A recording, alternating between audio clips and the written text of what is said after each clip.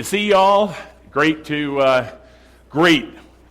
be back. Wow, this has been a long time away from you all, and the day I was here, most of you weren't because it was 4th of July weekend, and so I'm just grateful to see so many of you. I know a lot of folks are still on vacation, and I hope you're continuing to pray for their travels in the weeks ahead. I'm looking forward to that big day when everybody shows up together. That's going to be exciting. Need to know, I have the bulletins from while I was gone. I did go to church those 2 Sundays. There were great times of worship and preaching, once in Northern California, once in Southern California. I also want to say to you, big churches, 3 services in both cases. They don't hold a candle to you guys. You guys are such awesome worshipers. And knowing, as I had an opportunity this week when we got back to listen to the messages that were preached in my absence, I know what went on here. And that's exciting. And to be honest, I really honestly am humbled to be following in the footsteps of those guys who preached here over the last few weeks in this pulpit. That being said, I'm excited to be preaching this morning and to launch a 4-week series that I think could possibly blow the doors off of you in your Christian walk, and it could blow the doors off of this congregation because of its timeliness and also because of the challenge of this particular topic. And the title is kind of a scary one. Are you a Christian atheist? Now you suddenly say, that does not compute. That's oxymoronic. It doesn't go together. But I want to introduce the title of this series this way. It's estimated that 94% of all the people in the United States say that they believe in God, that they believe in some force greater than they are. And 70% of the people believe that Jesus is the Son of God, that he was the God's Son who came to this world. And that's so great.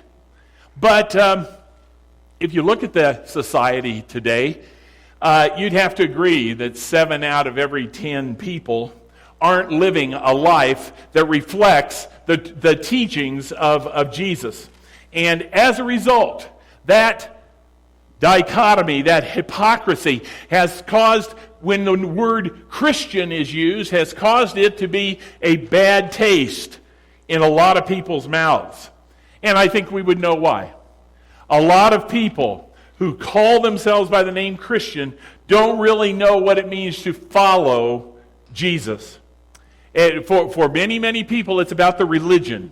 It's not about the relationship with him. And many people would say they believe in God, but they live as if God does not exist in the decisions and the choices that they make. And that's the definition we're going to be using for the next 4 weeks of a Christian atheist. Someone who believes in God, but lives as if God does not exist. And the verse that I'm going to use to set the tone for these 4 messages is a verse that is actually Paul writing to a young preacher by the name of Titus. And what he describes about the people that he needs to be aware of, what he describes is really kind of the heart behind this particular message. Because he says that there are an awful lot of people who are full of spiritual talk, but whose actions are inconsistent with that talk. It's Titus chapter 1, verse 16, where Paul says they are the ones who claim to know God, but by their actions they deny him. As a result, he says, they are detestable, disobedient, and unfit for doing anything good. Now, what we're going to do over the next few weeks is try and kind of define what that looks like in terms of our own lives particularly. So let me tell you where we're going to go. Today, we're going to talk about those who believe in God, but the truth is they don't really know him. Believe in God, but they don't really know him. But over the next few weeks, some of the other characteristics that we're going to look at are people who believe in God, but really don't have a reverent fear of him. They're not concerned about going against him in some of the choices they make. The third week we're going to be talking about they believe in God, but they really don't want to go overboard in this religious thing. They don't necessarily want to to give it over to God. They want to do things on their own terms and thus remain comfortable.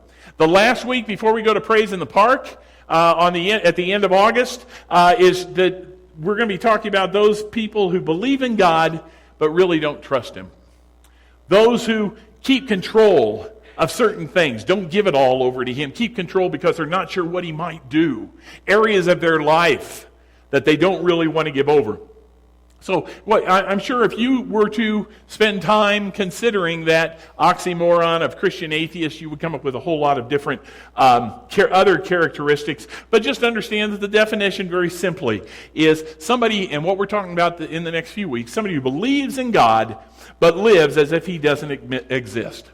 Now, that being said, today, I really think that this message is maybe one of the most important messages I could convey to you in terms of asking you where you are in your relationship to God. Because while the general title is People Who Believe in God But Don't Know Him, there's really different levels of belief. And my introduction is the question of this morning. Do you know about God, or do you know Him intimately? And let me personally illustrate what I'm talking about. You're going to have to put up with this a little bit today, but I've been gone and I didn't have a lot of time to study, so it's all got to be from personal illustration in some cases. And my wife cringes as she hears that. But it does involve her. 46 years ago, last month, the month of June, 46 years ago, early June 1969, I saw my wife for the first time. Saw her doing volunteer typing in the church office of a church that I'd been called to as one of 3 summer interns, California from Tennessee. And at that point, I believed that she was someone, a real person. Some of the other interns had already seen her. One intern went so far as to say, she's going to know me well by the end of the summer. It was Bill Lamb, by the way, honey. So just from conversation, I believed that she was a real person. But then I went into the church office, and behind the rail is this beautiful brunette babe sitting there at an IBM typewriter, wearing glasses, so I knew she was smart, in a church office, so I knew she was a Christian, and but I also knew that she was out of my league. Not only was she out of my league, she was also off limits. Off limits by the instructions of the senior minister, who had told us interns, you are not to date any of the college girls. Any of the girls in that college youth group. So at that point, I knew Diane existed. But in truth, I did not know her. I was introduced to her, as the other interns were, and I became immediately interested in knowing more about her. But the truth was, at that point, I doubted that anything could come of it. Simply because, well, she was out of my league. I thought I'd be doing lucky if I got her to recognize me by name during the rest of the summer. If maybe she'd laugh at some of my jokes. Maybe she would be embarrassed or offended by my sarcasm. You know, anything to get her to notice me. But I didn't think anything would come of it. I knew about Diane, but I did not know her. Now, if you follow me on Facebook, you know that all changed. And we had that anniversary last week. On July 20th, 1969. It was a Sunday, and I was house sitting. That was the way they took us interns got taken care of. We bounced from house to house as people went on vacation. We'd house sat, and we were paid $50 a month in addition. So it was big bucks that summer for me. But I was house sitting across the street from the senior minister. And the senior minister had a very nice home, and I'll talk about that a little bit.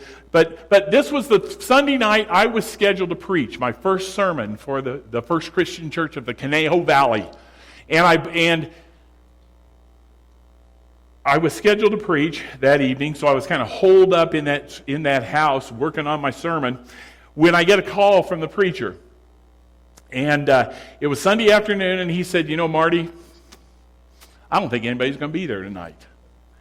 Well, first I thought it was probably because I was preaching, but that had nothing to do with it. As a matter of fact, those of you who are around know that the Apollo 11 had been circling the moon for some time, and they were now scheduled to send down the Eagle, that capsule that would have the astronauts in it. It would land on the moon's surface, and that landing was going to be broadcast live. And so he wasn't going to fight it. He was just formally canceling the service. But then he said, you know what, Marty, you want to come over and watch it on my TV. He had a big screen TV, 32 inches color console. It was awesome.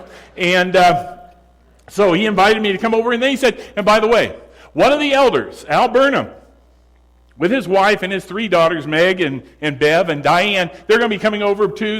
They just got back from vacation. Al was head of the elders, and he needed to talk to him, so they were coming over to watch the same. And he said, and oh, by the way, bring your swimming trunks. They had a swimming pool. Bring your trunks. We're probably all going to swim after the moon landing. And now let me give you a little backstory to that event. You see, even though the church leadership had told us interns that we were not to date any of the church girls, the preacher's wife and Diane's mom decided that we should get to know each other better. And so long story short, as I shared on the Facebook page and have probably every year for several, we consider July the 20th, 1969 to be our first date, because we watched the moon landing together, we swam together, we sat by the pool and talked together, and I got to take her home afterwards. And so, to make a very long story short, we're going to celebrate our 45th anniversary later this year. You know, so as a result, I say all that not for applause, to help me remember. You can do that if you want. But as a result, today, I can say that I don't just know Diane Sue Burnham. I know her intimately, and I know her on several different levels.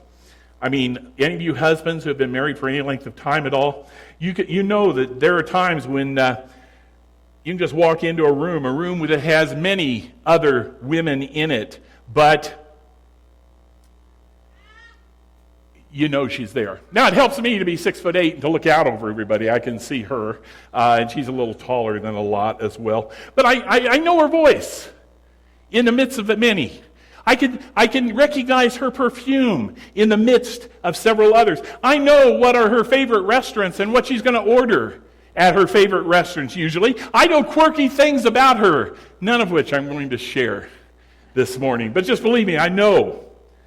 But now, 45 years into marriage, I'm still growing in an intimacy of knowing her, getting to know her, and that's part of the thrill. It's not old news. Yes, we finish each other's thoughts sometimes and statements. We will be sitting there and just out of the blue, I'll say something, and she said, you know, that's exactly what I was thinking. Yes, that is happening, but she still surprises me, and that is a good thing.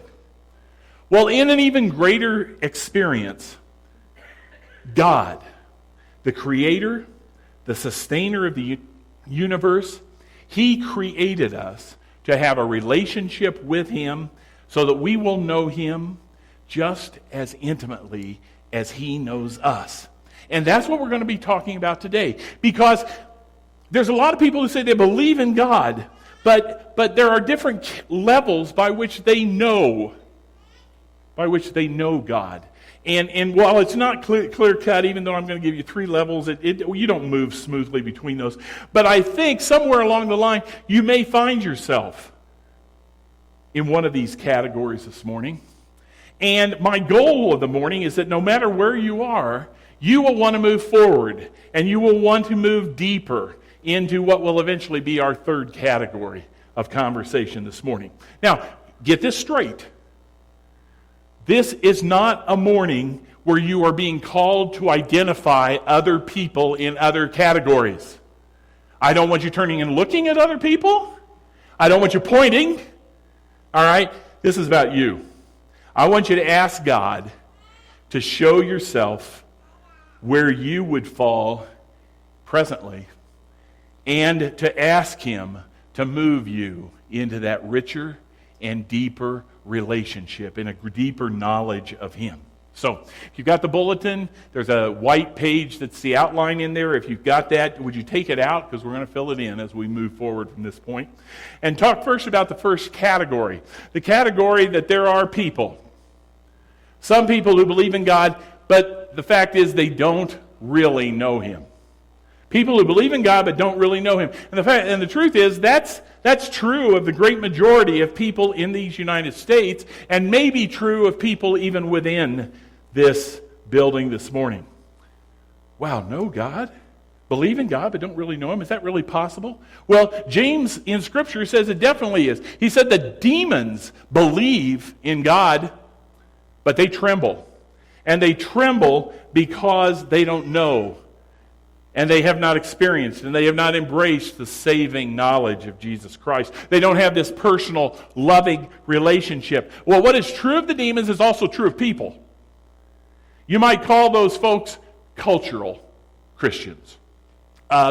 Different reasons as to why they consider themselves Christians. I'm a Christian because my mom was Catholic. I'm a Christian because my dad was Baptist. I'm a Christian because my grandma took me to church. I'm a Christian because I'm basically a good person. I'm a Christian because I'm an American and it's an American country. All kinds of reasons why you might think you're a Christian simply by default. And these are the people who we're talking about in this first category. Don't look at anybody else. People who believe in God but don't know Him. The old Apostle John in 1 John chapter 2 has some very direct words for people who might be in that category. When he says this, we know that we have come to God, we have come to know God if we do what? Keep His commandments. And then he goes on to say, whoever says, I know Him, speaking of God, I know God, but does not do what He commands, what is that person? Liar. And the truth is not in that person. Do you understand how forcefully John is saying this to us? If there's no fruit in our life, if there's no sensed need for us to obey God, if there's no remorse for when we sin, if there's been no transformation, no change, you may claim to know God, but if your life does not reflect the teachings of God, you're a liar in what you say about yourself. It's not just John. Jesus talks about it early on in His ministry. He says the same things in the most pointed and the most direct ways as possible. He says it very clearly in the Sermon on the Mount in chapter 7 of Matthew. He says, not everyone who says to me, Lord, Lord, will enter the kingdom of heaven, but only the one who does the will of my Father who is in heaven. Many will say to me on that day, in other words, that day after our time on earth, when that's all over, many will say on that day, Lord, Lord, didn't we prophesy in your name? In your name, didn't we drive out demons? In your name, didn't we perform many miracles? You know, that's not unlike perhaps what we might say today to God. Well, didn't we go to church? Didn't we take that membership class? Weren't we baptized somehow, somewhere, some way? Didn't we give a little money? Didn't we try to do good things, said our prayers?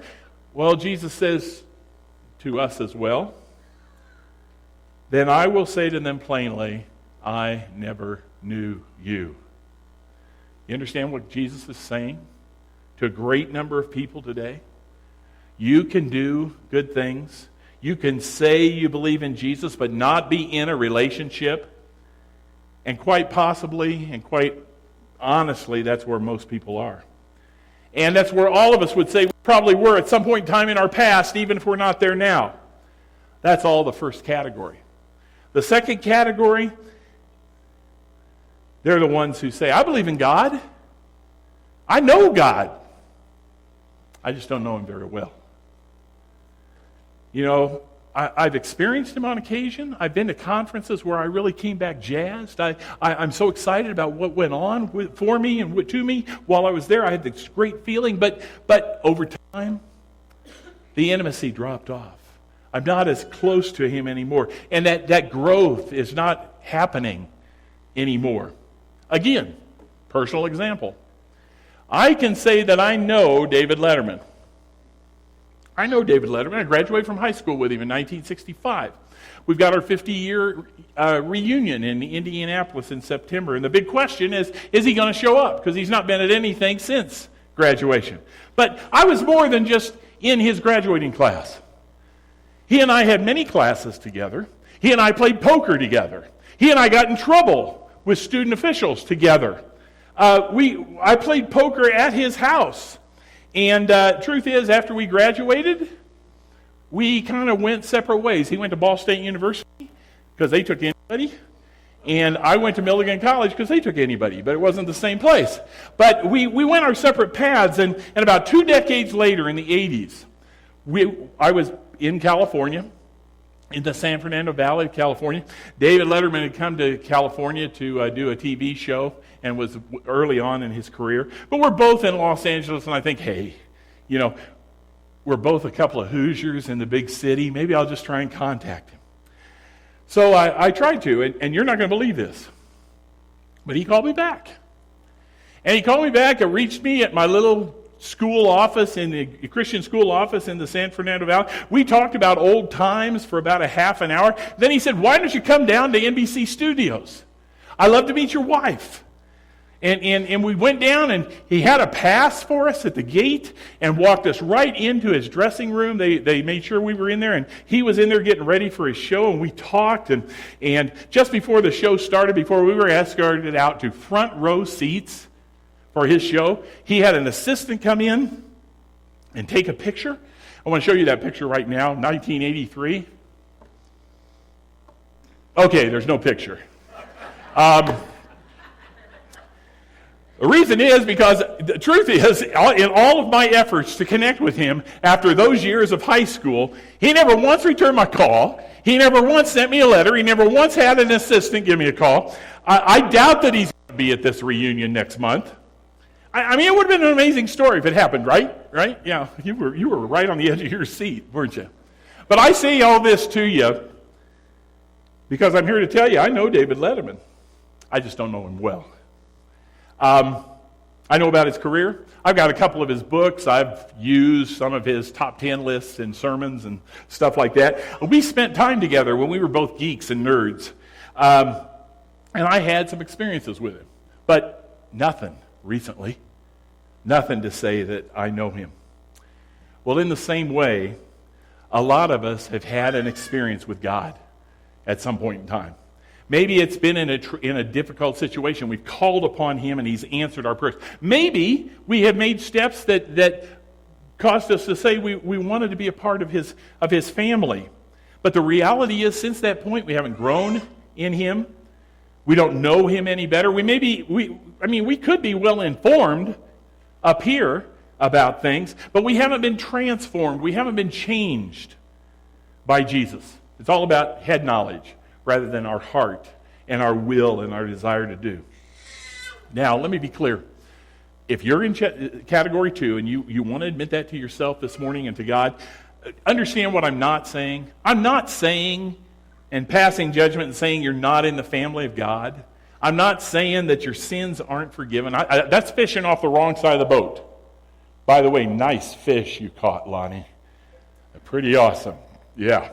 But that's beside the point. Anyway, that's fishing off the wrong side of the boat. But let me say that I can challenge you with the words of Paul in chapter 4 of Galatians. You see, Paul in Galatians is writing to a bunch of people who very well are in this category 2. And he warns them this way. He says, "Formerly, when you did not know God, you were slaves to those who by nature aren't really gods. But now that you know God, or rather are known by God, how is it that you're turning your back to these weak and miserable forces? Do you wish to be enslaved by them all over again?" Now I read that and I think, in my old age, as I become more and more of a curmudgeon and not caring what people think when I say it, there are a lot of people around this town who call Vernal Christian Church home. People, I just want to say, what were you thinking? Simply because they know God. but they're going back to their old behaviors, and those old behaviors are destructive to them and hurting the testimony of a Christian and weakening their relationship with God. Now, I say that not because I'm some judgmental, got it all together kind of guy. I'm passionate about this because in my own walk, there were times when I pulled back. There were times when I was heavily tempted. And I know that's where some of you even today are. And maybe some of you not even just tempted, you've turned back to the old ways. And it's simply because you know God, but you don't know Him well. So as I look on this audience this morning, I feel like it's a mixed bag. There's some of you who believe in God, but just don't know Him. There are some of you who believe in God and know Him, but you don't know Him well. But where I would like to call you to is this third category, where I hope you yourselves will desire to be. Because it's here where the joy of the Christian walk really lies. Where your deepest experiences of the goodness and the greatness of God lies. It's here where God really wants you in relationship with Him. Not just for your own benefit, and that's plenty, but also because if you live the life in this category, a world that God wants to redeem through Jesus Christ will sit up, take notice, and be attracted to Him. And that third category is where those who believe in God and they know Him intimately. And they serve Him wholeheartedly. Let's talk about that first part. The interesting thing about folks who know God intimately is that they never are in a position of pride or feeling like they're above anybody else. Because they know, along with the song, when we've been there 10,000 years in heaven and we've got it all before us, there will still be no less days to sing God's praise. Amen. We are sinners, and for a God of grace to even extend His hand to us says so much about Him that we can't even begin to grasp it. But you can relate, I think, to the imagery of this kind of life. Because you know what it's like to be led by the Spirit of God, because you've learned to walk by faith and not by sight. You have had those moments of falling out and being gently convicted by a God who loves you, and gently convicted because He knows you're going to quickly turn from those ways.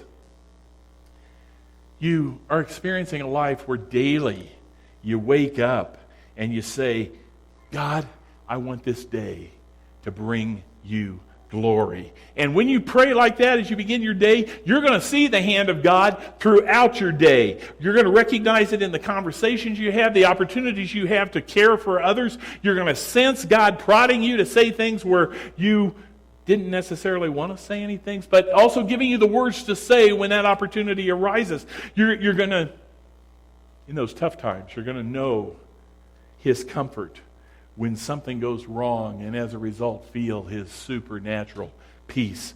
You're going to realize God's power in your life. Even when you're weak, He will make you strong. And His Word ceases to be just medicine that you hate to take. It becomes the delight by which you enjoy daily His desserts as they're given to you in His writing. His Word's a part of your life. You begin to hide it in your heart, and as you hide it in your heart, you long for more, and it becomes that spiritual nourishment, and you find yourself in a capacity for overflow that draws other people to use because they see God in you. And also you begin to find that worship is that natural overflow of your daily life. Not the hour and a half you give them on a Sunday morning, but it's an everyday kind of an experience. So you love to come together with others and have worship be more than what it is individually.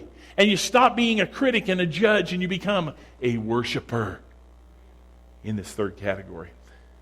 Now, if that resonates with you at all, just know that it doesn't happen because you're perfect. It does not happen because you're better. It just means that you're walking with God.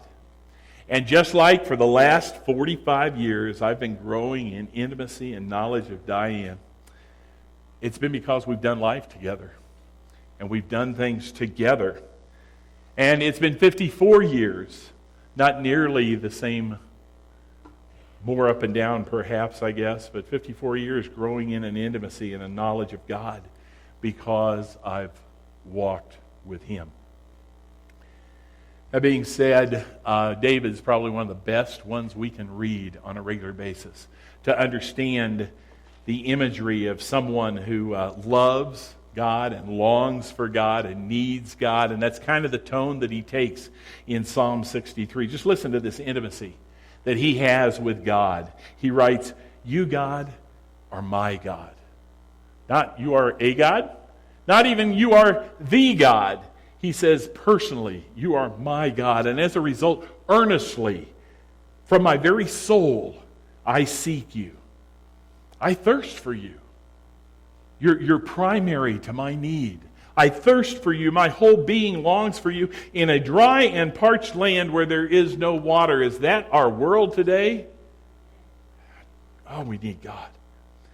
And then David goes on to say, I have seen you in the sanctuary, and I beheld your power and your glory. Now understand, he didn't just hear about it.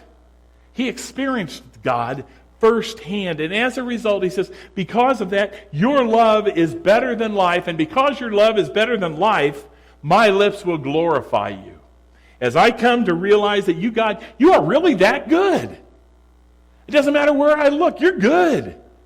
And I can't stop giving you praise. And I will praise you as long as I live. And in your name, I will lift up my hands. Now, what makes that such a precious section of Scripture is that these are the reflections of someone who wasn't perfect. Reflections of someone who didn't have it all together. But the one thing he had was that he knew God intimately by His grace. And through God's powerful Spirit at work within him, he wanted to serve Him with his whole heart. So the question is, how well do you know God? Let me give you some insight that might help you to answer that. What you call God, how you address Him, may in no small part help you understand how well you know Him. We know that David wrote many of the Psalms, if not most of them, and most scholars believe that David wrote Psalm 3. And in Psalm 3, verse 10, he says this about people's relationship with God. He says, those who know your name, trust in you. That's pretty true. That's true in all relationships, really. If you know somebody, it'll determine the level of trust. Because what you call somebody helps define how well you know them or how well you don't. If I take a phone call, and the person on the other end of the phone says, hello, Mr. Martin? I'll pause. You mean Mr. Young? Yeah, Mr. Young. I want to. How you doing? Okay, really? I know it's a telemarketer. I know it's somebody who doesn't know me, and I know before he gets very far into his spiel, if you're a telemarketer, I'm sorry, but I hang up. Okay, and yet if I'm here at the church office and I answer the phone, and the person on the other end says, Pastor Young, it's probably the same situation. It's just some sanctified telemarketer wanting to sell me something about church resources. Now, for this family here and in the community, there are people who call me Pastor Marty. Now, that means you know me a little. You know that I've got a leadership role in a local congregation. You may be part of the church family, but the truth is, if you listen to many of my sermons, you may know about my family, you may know about my wife, you know some of these stories I told this morning because I've told them 5 or 6 different times. But let me just say, if you call me Pastor Marty, you're just a little out there as far as I'm concerned. Because my close friends call me Marty. In the church, outside the church, close friends don't call me Pastor Marty. Now, I'm called some other things. No. But in truth, there are other things that I can be called on a good day. On another level, I have friends from college who call me Cake. Now, I've talked about that story, and I'm not going to share it again. But if I'm called that, if I'm called Cake by somebody, then I know it's somebody who's aware of me in a different era. Di and I were on a marriage enrichment cruise many years ago, and from one level above, as we were going to our lifeboat stations, this guy, Cake, is that you? It was a guy from Virginia, and we were in Miami together sailing to the Caribbean, but I knew exactly, what the relationship was. These were guys, mostly, who knew me and knew stories about me in my days when I knew God, but not well. And yeah, you can call me Cake today, but I'm going to blow you off. You don't know what you're talking about. I may laugh, but, unless you're from that time of life, you're just going to look silly. Now, I've got 3 kids who call me Dad. And it's all because of years of special times together. And I thank you for the 2 weeks we had to enjoy them this last few weeks. But there's another 7 who call me Grandpa. And they know me on a completely different level. They're able even to get me to wear stuff like this. Disneyland, yes. I do things for them that I would have never done for my kids. And you grandparents know that's true. Then there's the one who calls me terms of endearment, usually. She's the one who can call me those names. She's the only one who can call me those things. That's my wife. That's Diane. You see, what you call somebody determines your level of intimacy. And what we call God says something about our relationship with Him on an ongoing basis. Now, certainly, if we call Him the man upstairs, if we call Him the big guy in the sky, if we call Him the little 6-pound, 8-ounce baby Jesus, and we call Him any of those things, the relationship's a little hedgy.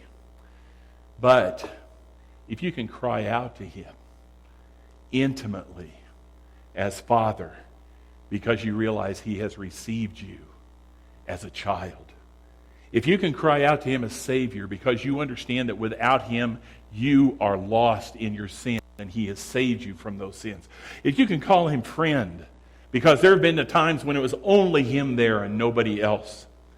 If you can call Him healer, because He has restored you to health, or restored a relationship to fullness in some kind of supernatural way. If you can honestly call God provider and comforter because of circumstances in which He showed up and showed off, and maybe even from a place of surrender, you're able to say, "You're Lord. You're my God. You're my King." You see, what we call God helps to reflect how well we know Him. And the more you get to know Him, the deeper you're going to grow into your understanding of the characteristics of His goodness and His glory. And suddenly, you're not going to be starting every prayer with the same catchphrase, because it's going to be like any other conversation.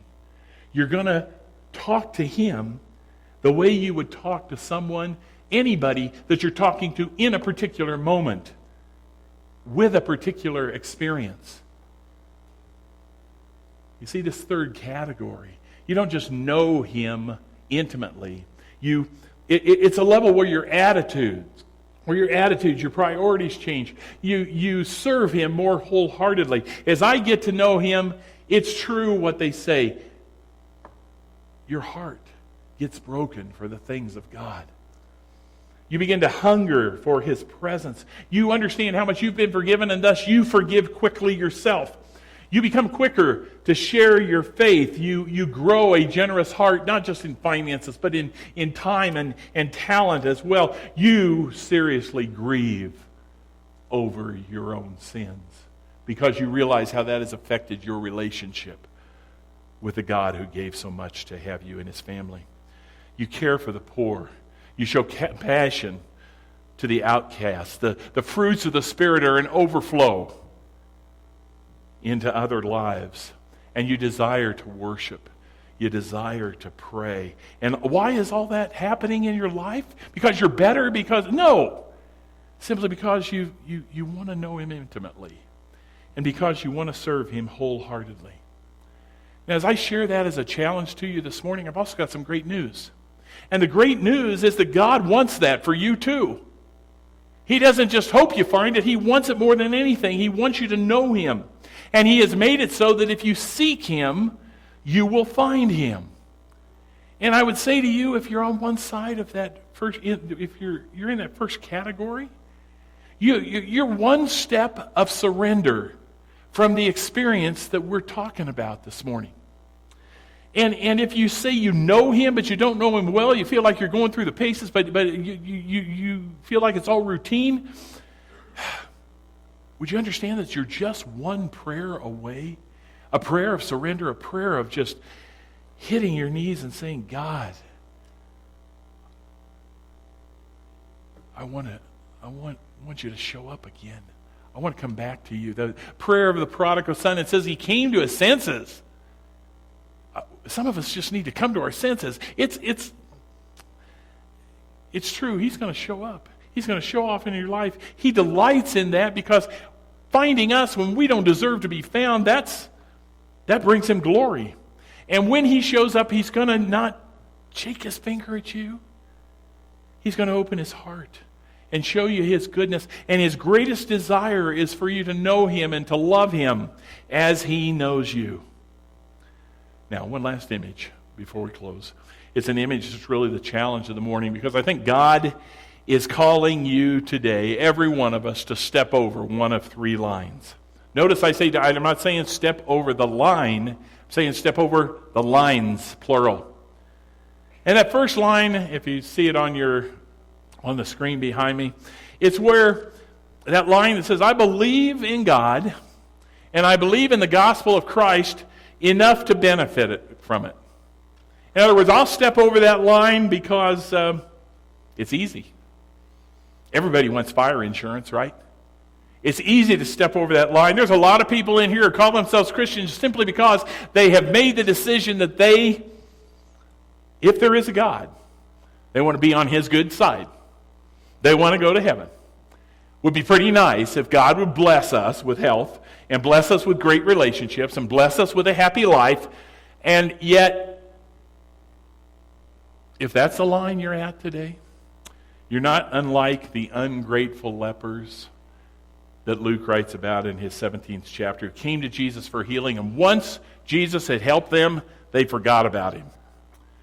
Now that first line, where you want God's benefits but don't really want to change the way you live, you want God's best but without all the sacrifices, a place where you don't really fear God, a place where you don't want to share your faith, you're still pretty much in love with the world. It's kind of you're really proud of yourself that you came here instead of watching the NASCAR race. I know it's this afternoon, that's why you're here, I know. But we love the world, we pursue happiness at any cost, and we sure don't let our relationship with Christ get in the way. That kind of list can go on and on and on, and just understand that the general picture is first line believers get what they can from God without giving much, if anything, back to Him. Now, the question may rise, is this first line faith really Christianity? Is believing in Jesus Christ enough? Although God's the only judge, but I'm not sure that simply believing in Christ makes anybody a Christian. In fact, I'm tempted to say no to this first line belief. I don't think it is real Christianity. But it doesn't really matter what I think. It really doesn't. What matters is do I worry about all the people who might be deceived at this level, and instead of truly living as followers of Christ, are lulled into this false sense of comfort as cultural Christians. False believers. All that to say, I'm not pointing my finger at anybody this morning. I'm just pointing at myself, because for too long I claimed a belief in God, but my life didn't really reflect it in all areas. That's line number one. Line number two, the challenge is, for those who believe in God and Christ's gospel, but just enough to contribute comfortably. Yeah, we're past the line where people who believe in God not only do it because of the benefit, and maybe even to the point where we're giving back a little bit. But we're giving back only as long as it doesn't cost us too much. And the truth is, many first-line Christians cross over into that second line. And they cross there with the understanding, well, if I don't have to change too much, I'll do some of what God asks. If it doesn't hurt too much, I'm going to get serious about God. But everything has its limits. There's a character like that in the New Testament too. It's that rich young ruler that comes to Jesus and asks about getting into heaven. He was very willing to go along with the religious rules as long as they didn't hurt too much, as long as they didn't inconvenience too much. And many of us at that line are in the same situation as that rich young ruler. We live our life sorrowing. I would have to acknowledge that in different phases of my life and in different areas of my life, I've been a two-line believer. Serving Jesus in ministry, but being careful because I don't want too many critics. I've given up some things for God, but I don't. As long as I don't have to go too far from family and I don't have to do it too often, I'm in. I'll follow Jesus anywhere as long as the salary and the benefits are okay. As a result, the third line that we're all wanting to move toward, the line where all the joy and where all the abundant life is, there have been times when it's just right in front of me, maybe even inches in front of me. But I want to say to you this morning, this is where I am now. Maybe with some relapses, but it's certainly where I want to be. It's certainly where I want to stay, and it's certainly what I want to encourage and implore and beg you to cross over because it's worth it.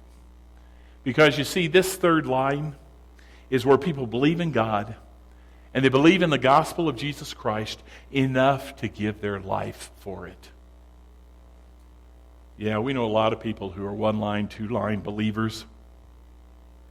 Some are in here this morning, and I just have to appeal to you. Cross over. Consider this third line. Decide what it is. What is it that is separating me from being wholly surrendered and spirit-filled and kingdom-driven as far as my life is concerned? Weigh your options this morning. Do you want life as it is, or do you want life as it could be? And I want each of us, myself included, to consider the cost and then to consider the necessary response of this morning. As a result, I want to pray with you as we close. I want to pray this morning, and as you hear this prayer, I pray that you would pray it back at me and to me because I need it to.